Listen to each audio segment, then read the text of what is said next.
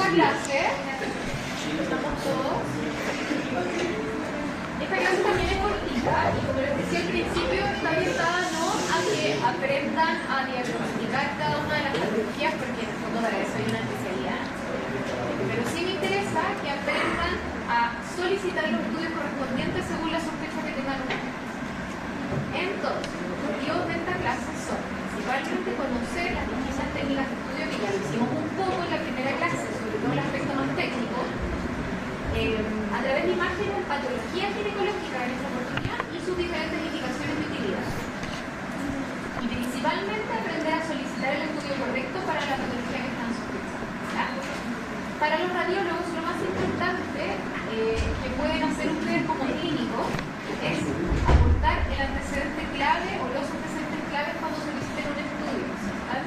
Porque ustedes en el fondo tienen el plus de haber examinado y entrevistado a la paciente o al paciente. Por lo tanto, saben más o menos hacia dónde están orientando su sospecha diagnóstica. Si nos ponen dolor abdominal, ¿no? Nos ponen súper difícil la pega, porque claro, a lo mejor vamos a mostrar algo súper evidente como una apendicitis y va a ser fácil. Pero de repente cuando son cosas más sutiles, si nosotros tenemos un grado de sospecha mayor, vamos a mirar con mucha más atención un órgano específico, un área específica. Por último, si es que no sospechan nada en concreto, pero el dolor está localizado en alguna parte, pónganos dónde está localizado, ¿ya? Y en el caso de las mujeres en edad fértil, pónganos cuál es su sospecha.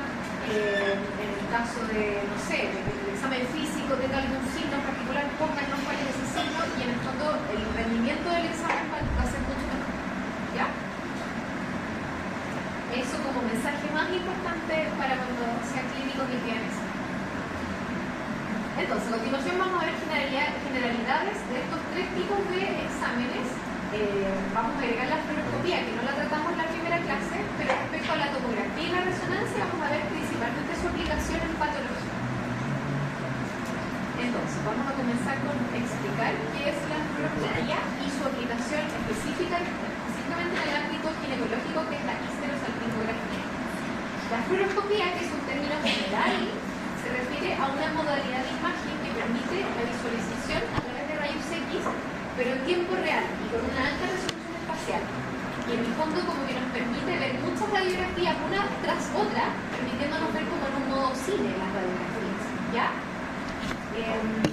Este tipo de procedimiento se ocupa como diagnóstico de muchas cosas y también en el contexto de intervencionismo o de procedimientos nos permite ver entonces distintas radiografías que van una tras de otra, que en el fondo se van viendo como una película en tiempo real. ¿Ya? Para esto necesitamos un tubo de rayos X, al igual que el tubo de rayos X que se usa para tomar las radiografías, que se va a poner a través del área a examinar y la imagen se va a proyectar en un monitor que lo vamos a tener ahí mismo en tiempo real. ¿Ya? A diferencia de las radiografías, que son como una fotografía fija, esto en el fondo nos permite esta superposición de imágenes para ir viendo en tiempo real. La aplicación que más les va a sonar quizás como conocida es, por ejemplo, cuando se hacen los estudios de deglución. No sé si se acuerdan, hemos visto los videos de deglución que uno va viendo cómo va avanzando el líquido de contraste en el tubo digestivo, entonces uno va viendo que llega, ve la deglución y se va viendo cómo el paciente va avanzando el bolo de contraste. Eso es fluoroscopía. Otras aplicaciones en las que se aplica fluoroscopía son, por ejemplo, los procedimientos angiográficos, tanto para hacer angioplastía como embolizaciones arteriales de distintos órganos. En el fondo, los intervencionales o los clínicos que están haciendo el procedimiento van viendo en tiempo real cómo va avanzando la guía dentro del vaso, o si tienen que contrastar un vaso, también van viendo cómo se va llenando, etc.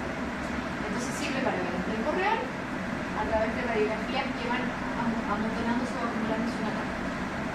Otra de sus utilidades, por ejemplo, la cirugía ortopédica, cuando se ponen los prótesis metálicas o para la reducción de fracturas, también necesitan tener el monitor al lado con el tubo de rayos X en el momento para ir haciendo una serie de rayos y irlas viendo en tiempo real.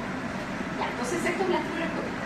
En el ámbito de la ginecología, sobre todo en el estudio de fertilidad, tenemos esta herramienta que es la histerosalpingografía, ¿ya? Que corresponde a un examen fluoroscópico, pero del útero y las tumbas uterinas. En la mayoría de los lugares, las histerosalpingografías las hacen los ginecólogos, no los radiólogos. geológica a la que viene esta clase, ¿ya? Por ejemplo, acá creo que los Andes la hacen un ejemplo. Entonces, las indicaciones de una microsalpingografía son principalmente en el estudio de infertilidad, porque nos permite ver y estudiar la morfología de la anatomía uterina y la permeabilidad de las tubas, ¿cierto? Cuando estamos estudiando las causas de infertilidad en la pareja, es súper importante ir descartando causas, y entre ellas están las anomalías congénitas o adquiridas también. Por ejemplo, después de una ligadura de trompa, vamos a ver que el contraste no va a avanzar con las tubas porque están ligadas, etc. Entonces, principalmente en el ámbito de la infertilidad, la microsalpingografía es una buena herramienta para descartar causas de infertilidad. ¿Ya? Otra de las utilidades es en lesiones uterinas, ya sean benignas o malignas. ¿Ya? Podemos a través de la microsalpingografía diagnosticar miomas submucosos, pólipos endometriales, adherencias, neoplasias. Probablemente no vamos a tener el detalle de la patología que encontremos, pero sí podemos encontrar el efecto de Jenner, del medio de contraste, y después complementar con alguna otra forma de estudio de imagen. Y como ya les adelantaba, la evaluación postoperatoria de la ligadura de trompas también se puede hacer a través de esta técnica para ver si efectivamente el líquido de contraste avanza o no a través de las tubas y ver si está efectivamente ligado a la trompa. Y dentro de las contraindicaciones, obviamente está el embarazo, porque lo que usamos un líquido de contraste que sea hidrosoluble, igual la radiación que se aplica con la fluoroscopía no es menor y por lo tanto está contraindicada. También en casos de infección previamente activa o en cirugía reciente tubárica uterina, porque obviamente hay riesgo de avanzación de contraste o de perforación con los instrumentos que ocupamos. Un dato importante es que el procedimiento idealmente se debe realizar en la fase proliferativa del ciclo menstrual, en los días 6 y 11, cuando el endometrio está más delgado, porque esto aumenta o mejora la visualización de la calidad uterina y además minimiza el riesgo de enfermedad. Entonces, acá tenemos un esquema, un dibujito de cómo es la microsalpingografía y un esquema del resultado de lo que vamos a ver en la pantalla de la fluoroscopía. ¿Ya? Tenemos entonces el útero, ¿cierto? La uterina, los ovarios, y dentro de los materiales que necesitamos para hacer este procedimiento tenemos material general en la asepsia, esto para que el procedimiento sea completamente aséptico, un espéculo, el contraste hidrosoluble, y podemos usar o un catéter de microsalpingografía en el lugar donde hay más presupuesto o una sonda Foley en lugares más bajos. Y el equipo de fluoroscopía, que es lo que les comentaba al principio, que es el tubo de rayos X más el equipo que convierte el rayo X en una imagen digital de una materialidad.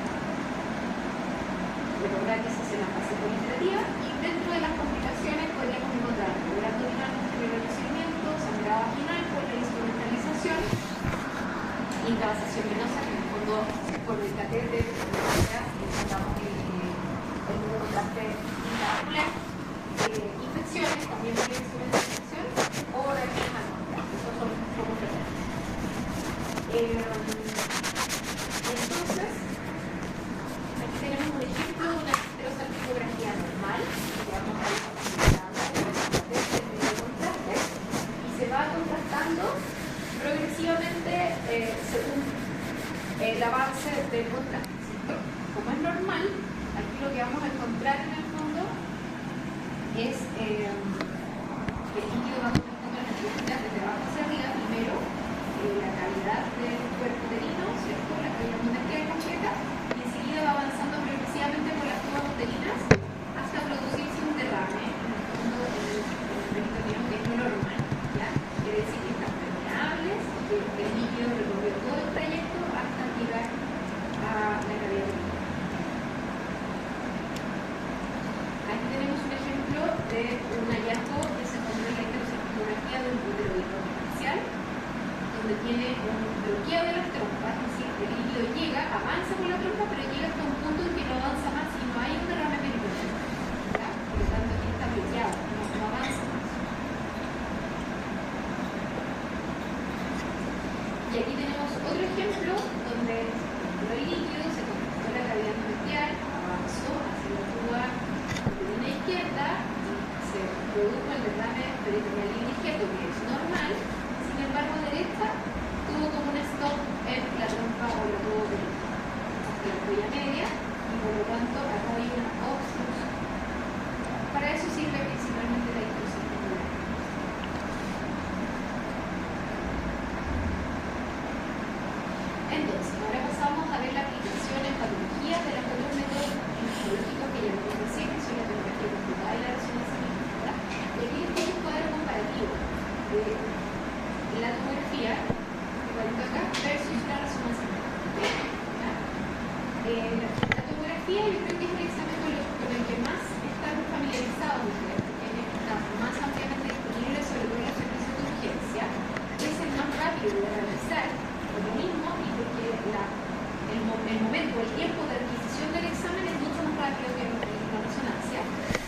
al estar más disponible también es un examen más económico tanto para el paciente como para los hospitales, en el sentido de adquirir un equipo de tomografía es muchísimo más fácil que adquirir un personal. Y por otro lado, ya más en el detalle de tomar el examen, la tomografía permite explorar una mayor extensión, es decir, nosotros podemos tomar una tomografía de tórax, abdomen y pelvis en un súper corto tiempo, y en el fondo vamos a tener una súper gran extensión del cuerpo que vamos a tener a la vista, por la verdad, ¿ya? A diferencia de una resonancia que en general está súper limitada a la parte que queremos estudiar. Por ejemplo, si sospechamos patología de la vía biliar, se pide solamente una colargio-resonancia, porque pedimos tórax, abdomen y pelvis, porque estaríamos 3 horas con el paciente dentro del tubo y no tiene sentido. Entonces, eso nos permite la tomografía versus la resonancia, ¿ya? Esas son las ventajas de la tomografía. La desventaja de la tomografía respecto a la resonancia es que, como vimos al principio, se basa en la toma de rayos X. Por lo tanto, es una técnica que igual y duraría mucho más que una radiografía, ¿ya? Un escáner son varias radiografías. Por lo tanto, es una técnica que tampoco la podemos pedir al campo, ¿ya? En el caso de la patología ginecológica está limitada su evaluación porque, como vimos al principio, no tiene tan buena resolución espacial y de contraste como si la tiene la resonancia, ¿ya? No nos permite ver, por ejemplo, ligamentitos o límites del útero o límites del ovario, que hay que en algunos casos el ovario poco y nada se ve. Entonces, muchas veces lo que logramos ver son algunos signos indirectos de patología ginecológica, como por ejemplo el líquido libre alrededor del útero, ¿cierto? O un ovario un poco aumentado de tamaño, o una tuba un poco dilatada, pero no podemos decir a ciencia cierta qué es lo que está pasando ahí. Entonces, muchas veces terminamos diciendo como probable, proceso inflamatorio pelviano, probable, esto complementar con ecografía transvaginal o complementar con resonancia, ¿ya? Entonces, muchas veces un examen no concluyente cuando queremos ir a algo muy específico ginecológico. Por otro lado, la resonancia magnética tiene ventajas de que no irradia y que permite un mayor detalle anatómico, específicamente en la patología ginecológica y pelviana en general, también no ginecológica, como por ejemplo la patología del recto, de la vejiga, etc. En general no lo estudia con resonancia, la próstata, en el caso de y las desventajas son lo que ya les mencionaba, que en el fondo está poco disponible, sobre todo en los servicios de urgencia, tiene un mayor costo y un examen muy caro. ¿Ya? Esto lo tienen que tener súper claro porque de esto probablemente va a depender qué examen van a solicitar según el escenario clínico al que se enfrentan. Entonces, la tomografía es el examen probablemente más usado en el contexto de urgencia, sobre todo cuando el motivo de consulta es el dolor abdominal y pelviano. ¿Ya? ¿Por qué? Porque nos permite diagnosticar una serie de, o evaluar una serie de diagnósticos diferenciales del abdomen y la pelvis, que no solamente tienen que ver con la patología ginecológica. ¿Ya? Por ejemplo, vamos a descartar causas de abdomen agudo, una apendicitis aguda, una pancreatitis, una colecistitis aguda, una diverticulitis, todas esas patologías se pueden descartar desde el escáner fácilmente, ¿ya? Entonces, si un paciente no tiene algo demasiado categórico con la clínica, hay que ver un escáner para descartar distintas posibles causas, ¿ya? Y para eso es muy bueno. Siempre pídanlo en contraste. Un escáner sin contraste no sirve de mucho, ¿ya? Prácticamente solo sirve como para descartar litiasis renales. Sin contraste, las litiasis se van a ver blancas igual, porque son piedras o densas, pero no va a servir mucho más, porque el proceso inflamatorio es súper importante ver cómo realza las estructuras. Por ejemplo, si estamos pensando en una colecistitis aguda, es importante ver cómo realza la pared con el contraste. En la apendicitis también, a veces podemos ver una apéndice que está engrosado, pero que no tiene ningún cambio inflamatorio y que no realce, y por lo tanto no necesariamente es una apendicitis aguda. Entonces el contraste nos ayuda mucho. Así que si piden examen de urgencia, que sea siempre con contraste, a menos que haya alguna complicación demasiado grave. Si están sospechando algún sangrado agudo o activo, pidan siempre el escáner, no solo con contraste, sino que con fase angiográfica o angiotac, ¿ya? Porque solamente de esta forma vamos a poder ver la extravasación del contraste y vamos a poder identificar el punto donde está sangrando, el contraste empieza a salir del vaso, o si que hay un contraste, o sea, un sangrado activo, que en el fondo requiere alguna intervención quirúrgica urgente, también lo vamos a poder identificar solamente en la fase angiográfica.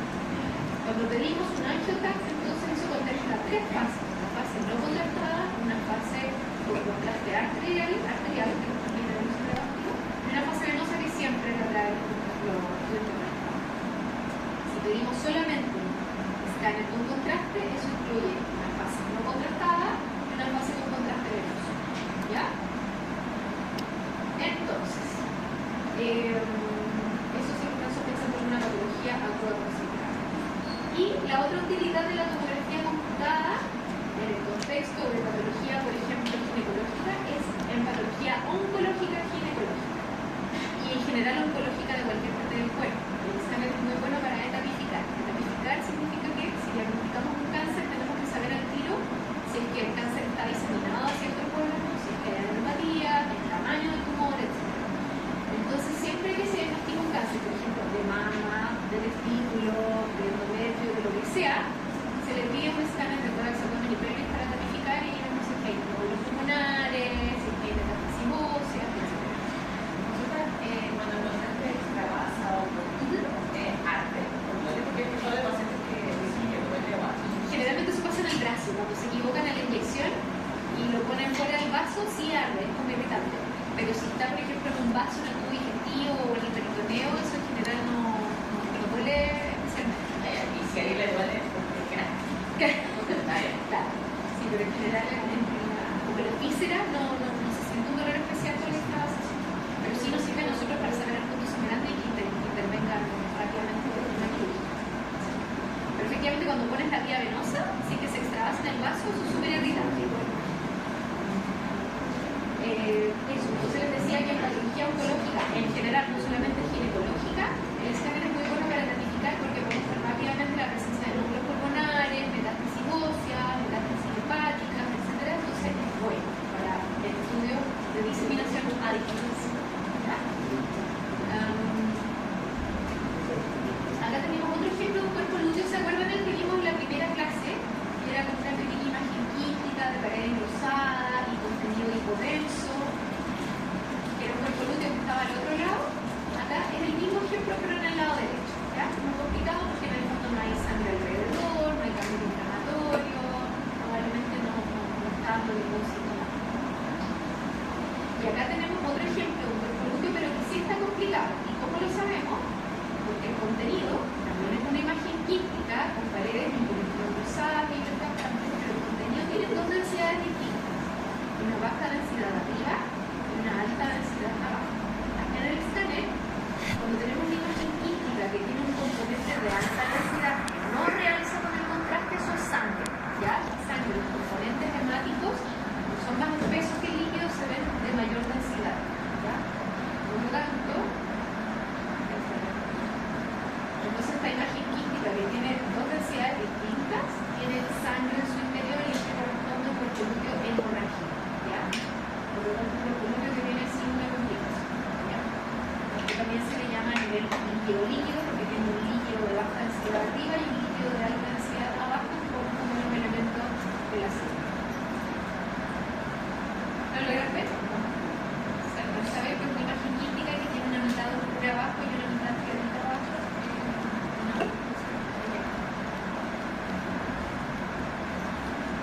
Acá tenemos otro ejemplo de hematometra y endometritis en el contexto de un proceso inflamatorio perineal en que se ve una importante dilatación de la cavidad endometrial con un contenido que es un poco heterogéneo. Es verdad que se ve al lado de las paredes del útero que son hipertensas y realzan, se ve de baja densidad, pero en comparación, por ejemplo, al líquido que tiene acá atrás, que es una colección infecciosa, que es un líquido de baja densidad, el líquido que está dentro del endometrio se ve más claro y heterogéneo, por lo tanto es un líquido que tiene sangre, por eso es un hematometra.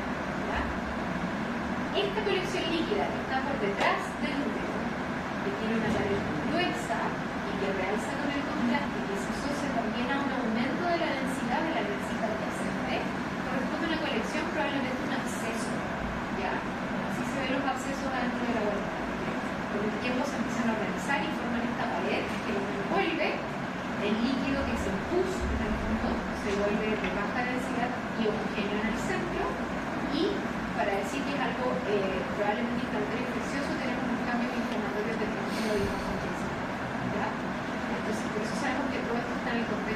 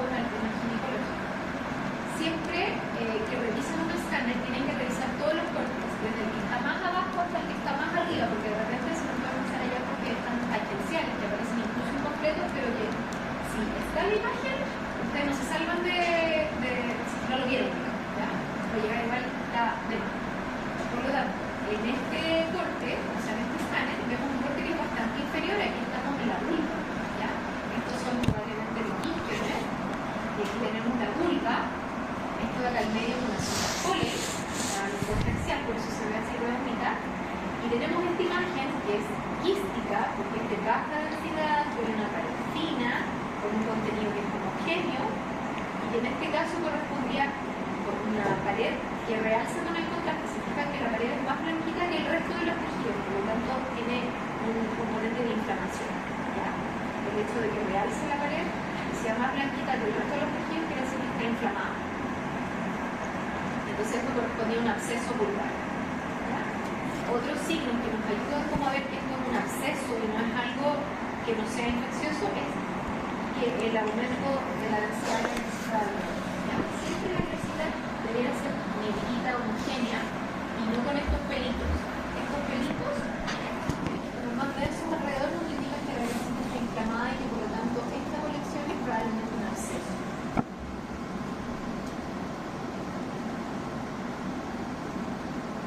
También podemos ver otros hallazgos como por ejemplo miomas uterinos, porque es frecuente, sobre todo en pacientes mayores. Cuando estamos viendo el escáner nos topamos con un montón de imágenes nodulares de la pelvis, algunas de ellas calcificadas, hay otras que no están calcificadas pero realzan con el contraste, hay algunas súper voluminosas que a veces me asustan un poco, pero la mayoría de las veces, por un tema de frecuencias, corresponden solamente a miomas y son hallazgos incidentales. ¿Ya? Lo que decía, puede ser de gran tamaño, algunas que se calcificadas y pueden realzar o no con el contraste. Lo podemos encontrar en diferentes publicaciones. Anatómicas o histológicas, porque ustedes saben que van a haber distintas derivaciones de los miomas respecto a su relación con la pared. Acá, por ejemplo, vemos un ejemplo de un útero que pierde completamente su morfología normal, es mucho más prominente de lo normal y tiene contornos súper nodulares con imágenes nodulares calcificadas gruesamente en su interior. ¿Ya? Tiene esta imagen calcificada y esta imagen calcificada. Recordemos que cuando vimos la primera clase con los distintos tipos de densidad, lo blanco es hueso, ¿ya? Así como se ven los huesos del ilion, también se ven blancas calcificaciones adentro de del mioma. Y respecto a la resonancia, entonces ya hablamos un poco del escáner y de qué escenario le vamos a pedir, que probablemente es el examen de más de lo que hacen. Es súper raro que ustedes como médicos generales o a menos que sean ginecólogos pidan una resonancia. Eso, hay que tener una sospecha muy específica y muy fundada para pedir una resonancia. Pero se pide en el caso de que estemos sospechando una patología ginecológica porque tiene mucha mejor resolución hacia el día contra.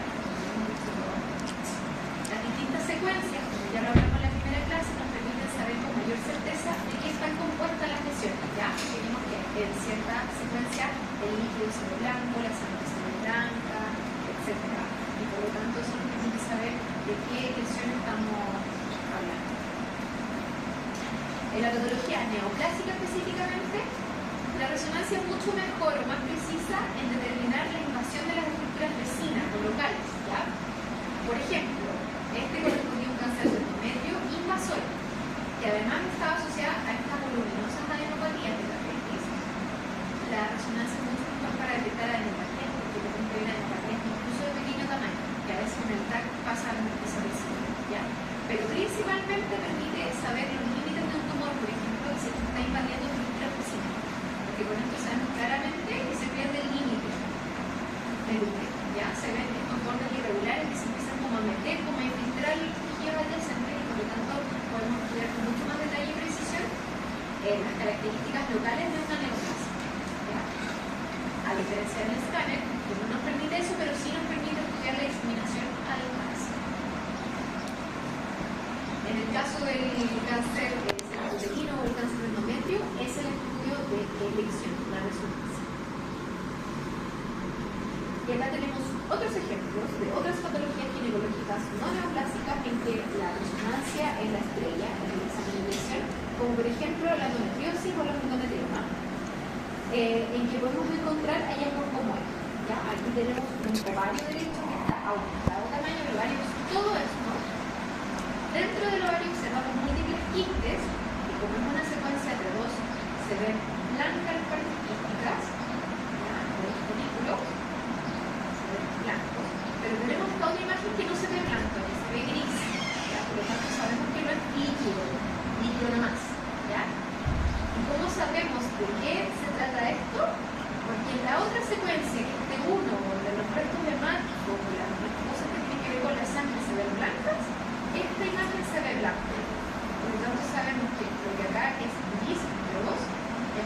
blanco y por lo tanto corresponde a restos temáticos en el contexto de una ¿cómo se llama? Entonces para eso es muy buena la resonancia, de distinguir los componentes de cada imagen que estamos viendo según las distintas secuencias que estemos ocupando.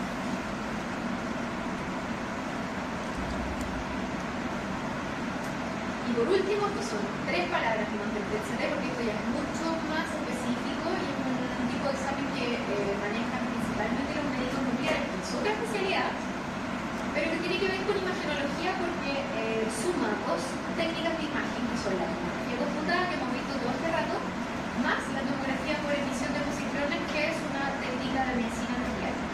Y la suma de estas 2 nos dan el PET-CT. En el fondo es un examen que combina la información anatómica que nos permite el escáner con información metabólica del PET o de la medicina nuclear. ¿Ya?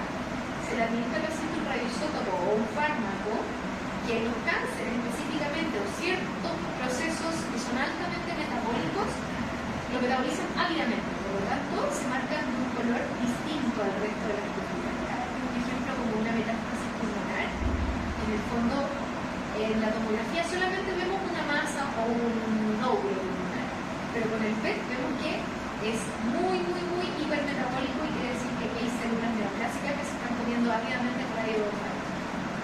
Entonces el PET es una muy buena herramienta para determinar si ciertos procesos que vemos imágenes en la anatomía son malignos o no son malignos, porque el metabolismo no va a indicar si no son malignos. Como les decía, ya es algo súper específico y lo ven principalmente los médicos nucleares, pero igual es bueno tener ciertas nociones. Hay algunos órganos que normalmente se van a ver hipermetabólicos en el vaso, cerebro, etc. Pero hay otros que no tienen que verse así, como por ejemplo esta imagen en el pulmón no tiene por qué estar ahí y claramente es una metástasis pulmonar.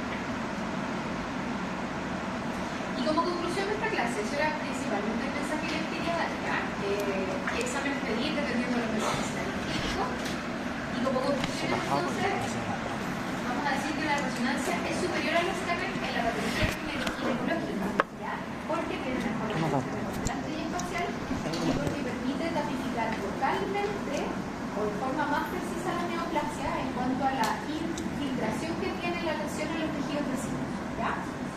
Pero, sin embargo, la tomografía computada es un examen que está más disponible, que se usa con mayor frecuencia en el contexto de patología de urgencia abdominopelviana, cuando no se tiene muy claro el diagnóstico, mucho mejor pedir un escáner, y también es muy útil para identificar diseminaciones de neoplasia ginecológicas o de cualquier otro tipo, ¿ya? Por lo tanto, diseminación a distancia, escáner, invasión local, resonancia, patología ginecológica, resonancia, patología abdominal de urgencia difusa, escáner, ¿ya? Y por último, la histerosalpingografía se usa para revisar la integridad de la anatomía del útero y la vulva en el contexto principalmente de infertilidad o para el estudio de abortos recurrentes, sospecha de complicaciones postquirúrgicas, malformaciones congénitas, entre otros con lo que vimos en el principio de la clase. Eso sería. Entonces, en la bibliografía les puse la página de la anatomía radiológica que puedo consultar y algunos papers en los que me ayudé para sacar ejemplos de casos médicos para